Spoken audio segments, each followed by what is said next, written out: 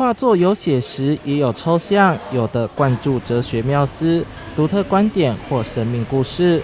侯文清笔下的哲学家画像，就是他所认知的。哲学止于哪里？止于艺术。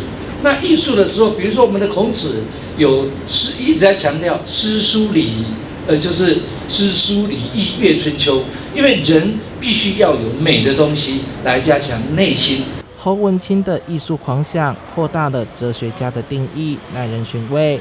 其中有一幅是怀念恩师沈哲哉，对侯文清生命历程有着很大的影响，是绘画老师，也是人生导师。我画这个景色是京都那个南山那个都月桥的，你看这不是迎宾啊，这是送客啊，因为他已经走了。画展现场有布置200号的大作品，是74位哲学家个人画像，另外有哲学家的经典书籍，还设置阅读椅，观众可以自由阅读，对照画作，品味侯文清在70岁独特的哲思。